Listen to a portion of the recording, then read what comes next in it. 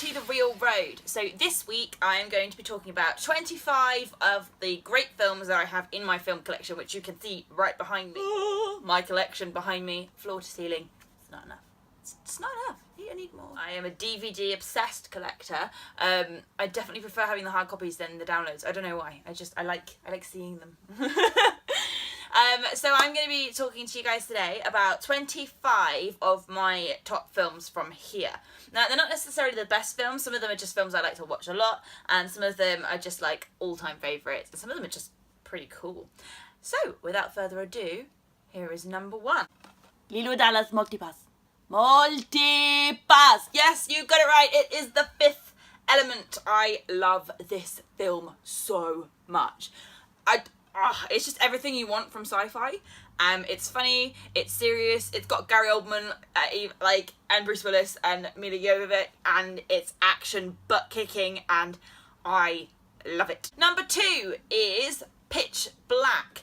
Like sci-fi kind of meets horror. I really love this film, and I think for me it's one of my favourite things that I've ever seen Vin Diesel do.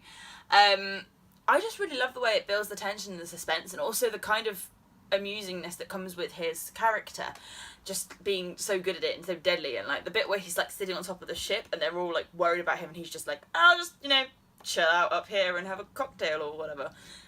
Brilliant. And also like really, really good monsters. Yeah.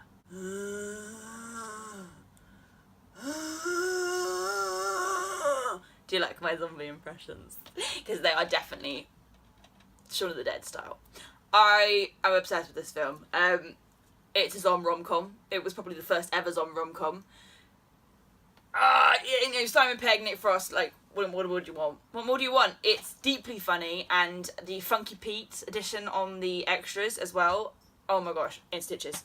And look, £1.50 I got that for. That is a crime. I should probably take the sticker off, actually. Up for number 4 is Dark Skies. I love this film. So I didn't used to like horror that much until I kind of started doing horror films, and this for me is actually probably one of my favourite horrors, because it's weird because it is a horror film, but it acts like a sort of supernatural film almost. So it leads you down one way, and you get the supernatural kind of feeling about it, but then it's actually like a horror. I don't know. And it's kind of sci-fi too. It's just really good and really well put together, and like for me this one kind of freaks me out, and I really like it. Number 5 goes to Ransom, an older one. I really love this film. I think for me this is Mel Gibson's best performance ever.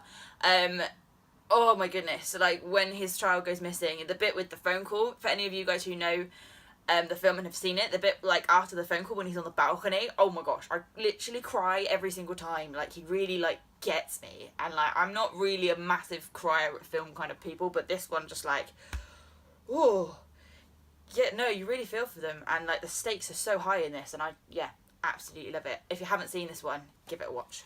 The 6th film, and these are in no particular order, I might add, actually. I probably should have said that at the start, but hey-ho! The 6th film on my list is one of my all-time favourite films. It is The Last Samurai.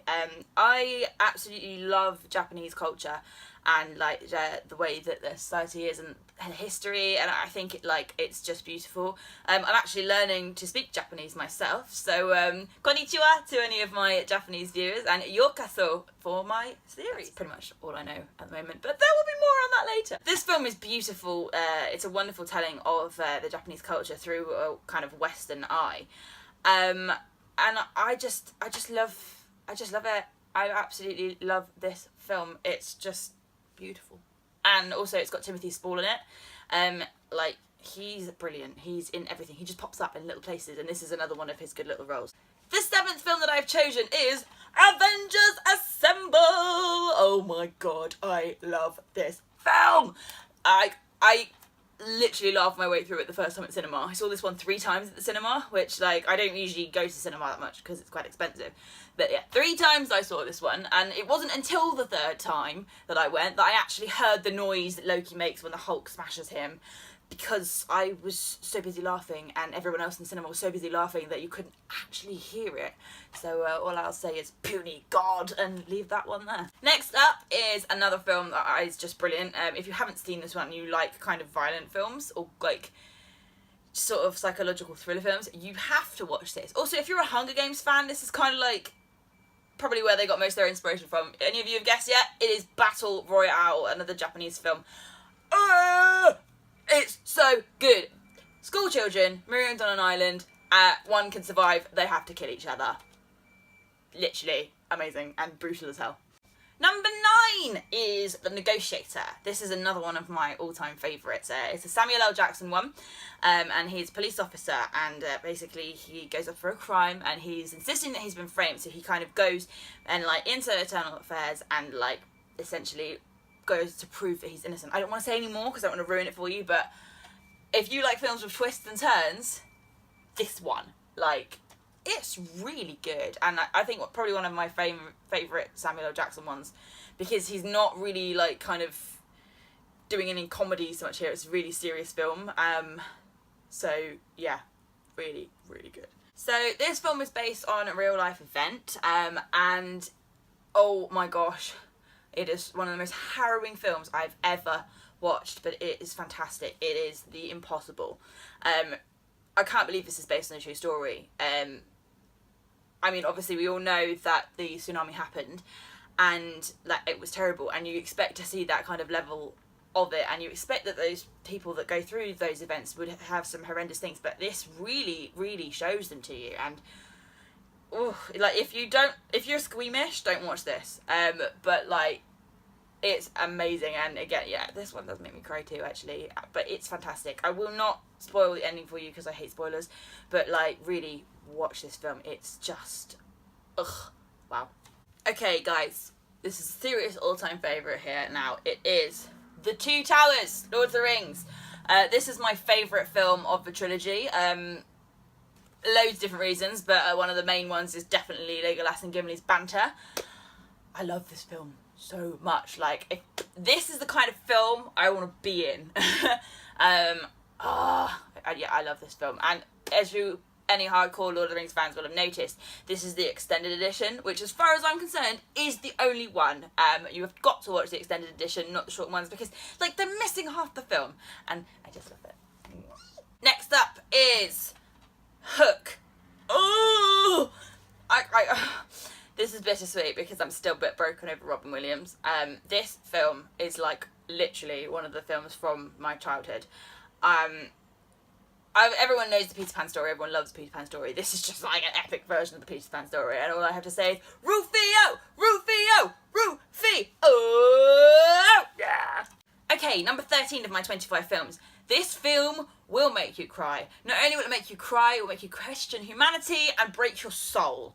It's an animated film, and for any of you guys who are Studio Ghibli fans, you already know I'm talking about Grave of the Fireflies. Oh my god! Like, it's brilliant, but it will break your soul. I mean, like, it will break your soul. You will cry. I don't care how like hard you are. If you don't cry at this film, you have no heart. Yes, it is. Rush Hour. I love this film. These two together, Jackie Chan. I mean, first of all, you know you're going to get epic martial arts, and you know they're going to be done in a funny way with this film. He's exceptionally talented, and this film demonstrates that. And like, just to put these two together, Jackie Chan and Chris Tucker, oh my god, gold. And like, as the series goes on, it's just continually more funny. So yes, I love Rush Hour. If you haven't seen this film and you're around about my age, then you failed at childhood, okay? So it says Small Soldiers. This is brilliant. Toys coming to life and like attacking each other. Really good fun. We've all seen Toy Story. We all love Toy Story. Everyone loves toys coming to life. I don't have Toy Story in my collection yet. I know, really bad. But that's why it's not in the pile. But this one, really, really good and really entertaining. So yeah. Okay, so another older one, Brewster's Millions. I love this film. I mean, I've said that a lot, but I mean, there's a lot of films that I love. This film is brilliant. So essentially, this man, Monty Brewster, he's a little league baseball player. Like, he's just very small, minor baseball, loves it and everything. Anyway, he has a family member who dies, and they leave him, I think it's like $1 million or something. And he has to essentially squander that in order to get his real inheritance, which is significantly larger, but he can't tell anyone what he's doing. This film is phenomenal. Number 17 is The Devil Wears Prada. This film's brilliant. Anyone who loves fashion, even slightly, you should have seen it already, to be fair. And Meryl Streep, wow. She's phenomenal in this. I really love this film, and like every time I watch it, I finish watching it, I'm like, well, I need an entirely new wardrobe. Like, all of the clothes I have are insignificant. No, they're not all. I've got some nice clothes. But, I mean, I always just want to wear more fashionable stuff. So this film is fantastic, and that is the end of that. That's all. Another film that I really, really love is Pride and Prejudice. Now, I'm sure some people out there are going to say this is not the best retelling of the story, but I really, really love this version. I think it's really well done. It's a beautiful film. The way it's shot is just gorgeous. I mean, the tracking shot that they have for the opening, like one continuous tracking shot, must have taken so much work. It's just brilliant. And also, this film, it's literally everything after that look at the first ball.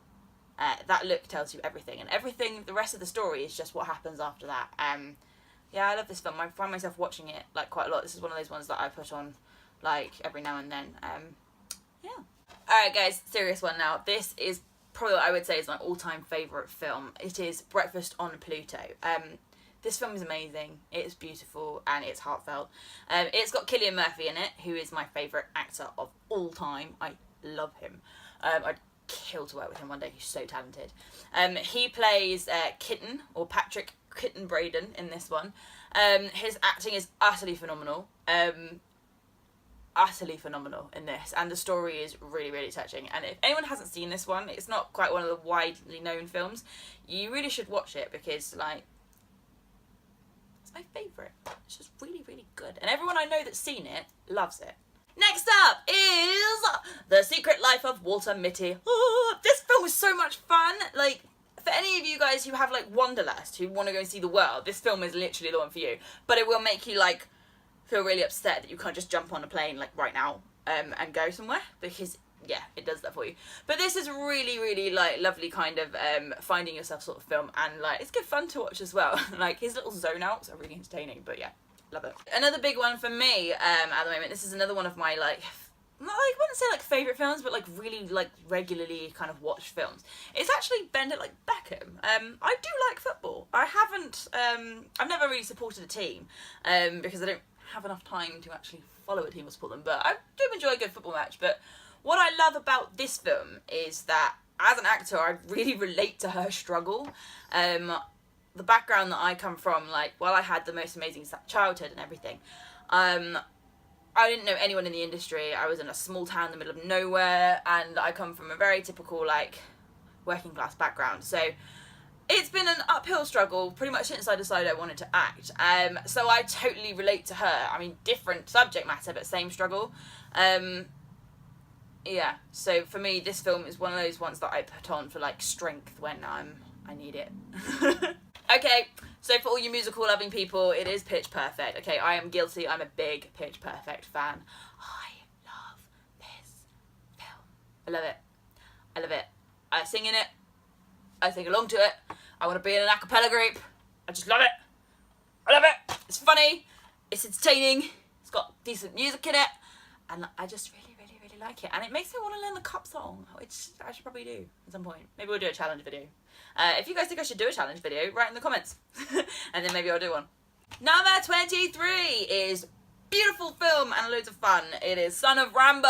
Oh my god, this film's great. So kids basically decide to make their own movie, and it's about sort of social acceptance and like making this film, and it's just really, really good, and it really, really like touches the heart, and like the kids in this are bloody brilliant. Oh, probably shouldn't swear.